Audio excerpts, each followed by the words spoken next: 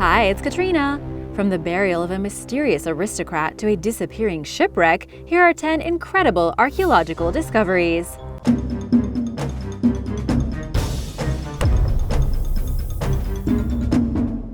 Number 10. Spitalfields Lady. Amid excavations of a large cemetery in 1999, archaeologists discovered the 4th century burial of a Roman woman underneath London's Spitalfield market. Her remains were in an ornately decorated lead coffin within a sarcophagus, reflecting her elite societal status and immense wealth. The woman was buried wearing a silk garment sewn with gold thread and at least one woolen band that was dyed purple with the ancient world's most expensive pigment, which derived from a sea snail.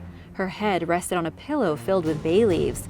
She was also laid to rest with plenty of valuable grave goods, including 2 glass perfume bottles. The findings are described in a recently published book backed by decades of research by the Museum of London Archaeology, or MOLA.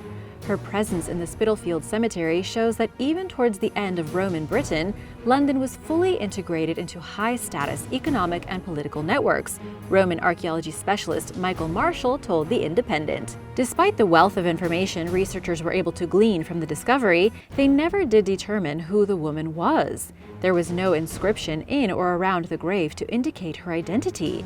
Perhaps it was lost at one point while her grave was looted, which is a likely scenario. Her grave is the most elite Roman burial ever found in London, suggesting that she was the wife of a high-ranking official such as a governor or a viceroy. But researchers are not sure exactly whose wife she may have been, as only 4 names of such individuals from the time are known today, and their wives' names are an even bigger mystery. An examination of the woman's teeth indicate that she was born and raised in Rome during the mid-4th century. She likely traveled to London in her mid to late teens after marrying a high-ranking man who was appointed to a position in the city. Experts believe she died in the late 4th or early 5th century, no more than 2 or 3 years after arriving in London, either during childbirth or from disease. Number 9. Massive Moat. Cabezo Pequeño del Estaño is a walled Phoenician merchant town located along what is now Spain's southeastern coast.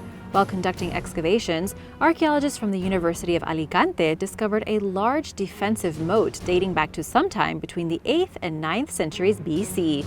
Found alongside the Segura River, the nearly 3,000-year-old hand-dug structure is one of several defensive features at the site that were meant to protect the town's residents from invaders. It measures 10 feet deep and over 26 feet wide, and is one of just 2 surviving Phoenician moats in the Western Mediterranean.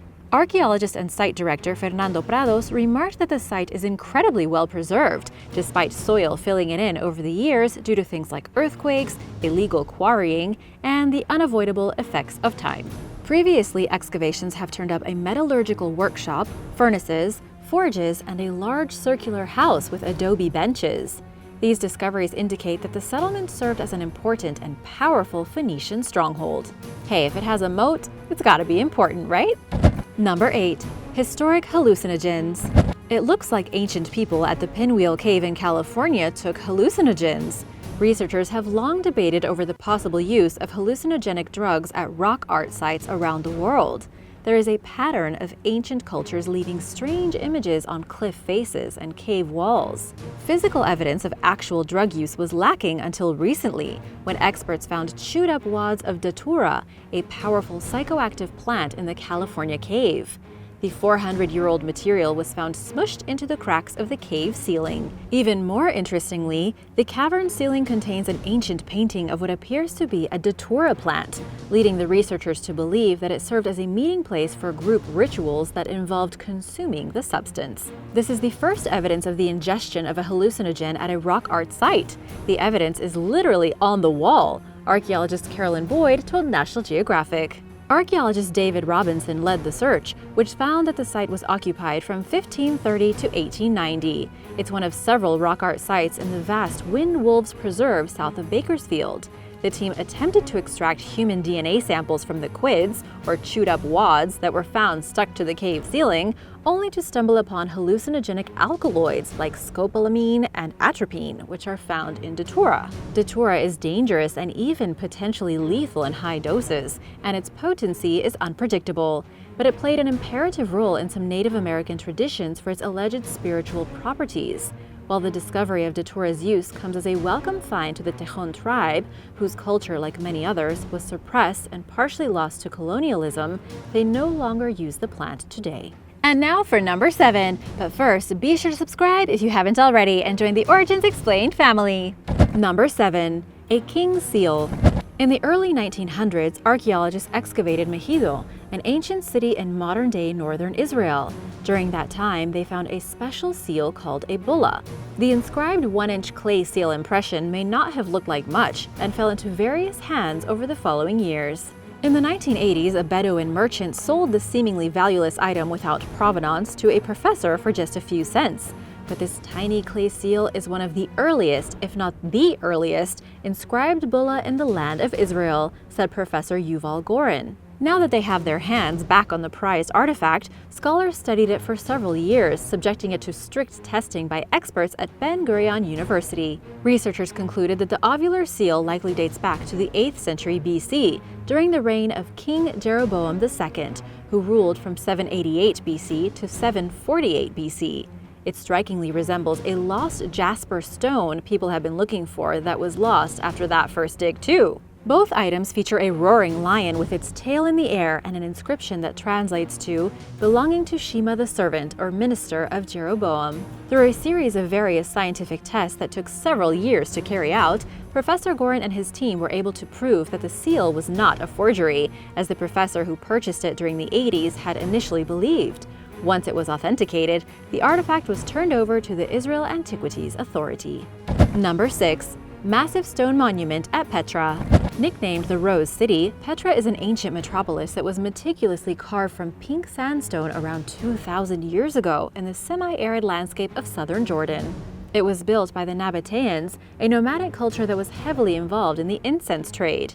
The society is largely a mystery to scholars, despite flourishing for centuries and leaving behind signs of highly developed technology for the time. Petra, also known as Ramku, was the most prominent Nabatean city, serving as a link along trade routes between the Arabian and Mediterranean seas.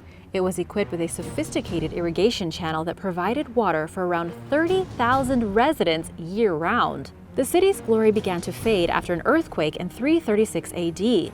Petra fell further into decline under early Islamic rule during the 7th century and was ultimately abandoned. Swiss explorer Johann Burckhardt rediscovered Petra's ruins in 1812, and over half of the UNESCO World Heritage Site remains unexplored to this day, despite thousands of archaeological finds being made so far. Archaeologists know that there are more exciting discoveries to be made, thanks to satellite imagery and other advanced imaging technology. A 2016 study led by archaeologist Sarah Parkak revealed the presence of a buried structure, a massive stone monument that sits beneath the feet of visitors at Jordan's most popular tourist attraction. Even Parkak, a self-proclaimed space archaeologist who examines satellite and drone imagery in her quest to find previously undetected ancient structures, was shocked by the discovery. Measuring roughly twice the size of an Olympic swimming pool, the buried building more or less dwarfs the other structures at Petra. It may have been used for ceremonial purposes, but archaeologists can't say for sure. Whether or not they will dig it up remains to be seen. Number 5. The Lady of Bietkov. Scientists recently announced the discovery of the remains of a middle-aged woman who likely died over 5,000 years ago in what is now the Uckermark region of northeastern Germany. She was found in a squatting position, constituting one of the oldest known burial forms. Nicknamed the Lady of Bietkov, the Neolithic woman was discovered during routine digs in anticipation of new wind turbines. She died between 30 and 45 years of age, but her life and death are largely a mystery to researchers so far. The extremely worn state of the woman's teeth suggests that she may have died from a dental infection. Little else is known about her. She lived when people first started eating grains, which unfortunately resulted in the deterioration of health, including dental problems, as evidenced by the lady's teeth, which are missing entirely in some places and severely damaged in others.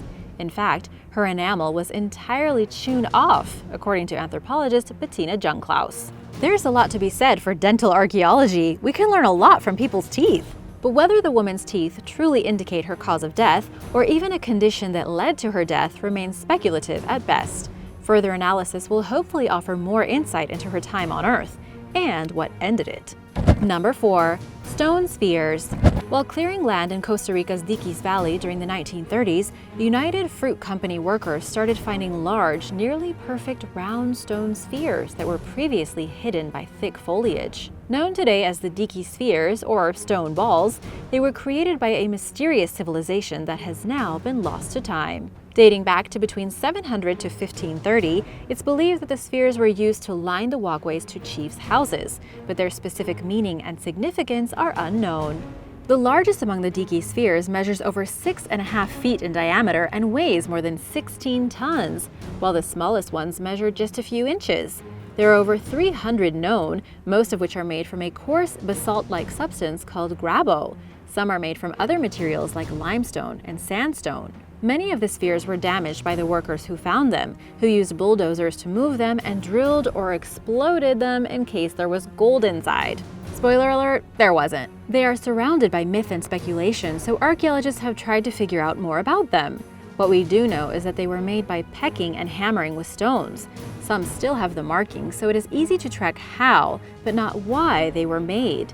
The people who made them did not leave any written records, so they are trying to reconstruct the context. The people went extinct shortly after the Spanish conquest, and after that, their story is lost. Number 3. Butterboat Shipwreck.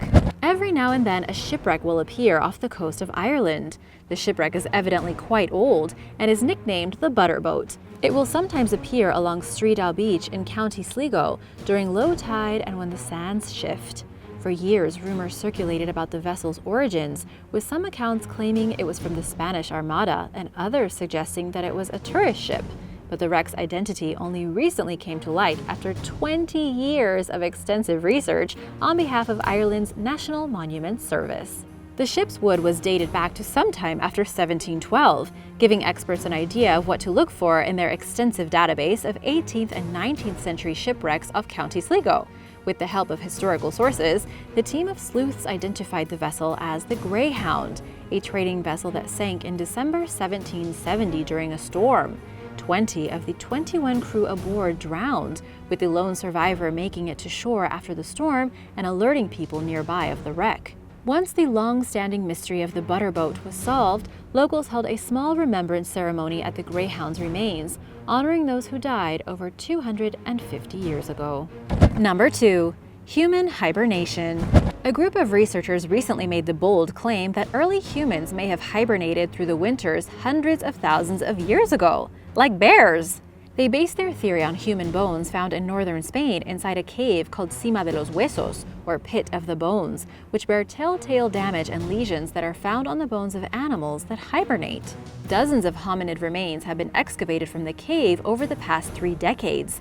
Dating back roughly 400,000 years, the bones likely belong to Neanderthals, or a species that came before them. A new study claims that they show evidence of growth disruption for several months at a time, indicating that early hominids entered a state of slumber characterized by a lower metabolic rate, enabling them to survive off fat stores and limit their use of energy in frigid temperatures. According to the scientists who conducted the research, hibernation was essentially the only realistic option for surviving in Cima Cave through winter, especially given the region's lack of high-fat food sources at the time. In an interview with The Guardian, forensic anthropologist Patrick Randolph-Quinney pointed out that the findings are far from conclusive and that there could be other explanations for the bone variations. But, he said, the matter is worth further investigation. I think a winter hibernation would really mess up my schedule. Do you think you could handle it? Let me know in the comments below. Number 1. ADistinctive Diet. There is a lot going on with dental archaeology lately. Scientists at Vanderbilt University in Nashville, Tennessee, recently published a study detailing the diets of 2 societies that lived in northern Peru 6,000 years ago. The neighboring groups, the coastal Huaca Prieta people and the Paredones, who lived about a half-mile inland, subsisted off different foods, despite being in such close proximity with one another. The researchers determined what each culture ate by analyzing isotopes of their dentin collagen, a calcified tissue found in human teeth. They examined samples from the remains of 21 individuals at Huaca Prieta and 9 people at Paredones. While the people who lived at Huaca Prieta had a primarily marine-based diet, Those at Paredones survived off an agricultural diet that consisted mostly of meat and maize. These differences result from and reflect social and political distinctions of these two different groups, said Vanderbilt Associate Professor of Anthropology Tiffany Tung, who added that differences in food production, distribution, and consumption generated opportunities for exchange, an interaction that bound them together in mutual benefit. Each community also had economic and occupational specialties as well. Over time, they became skilled at the technologies associated with processing their foods. Consequently, people played different roles in these societies and contributed to the formation of a complex socioeconomic structure. By studying their teeth and learning what they ate, scientists were able to learn a lot more about how these communities were organized and run.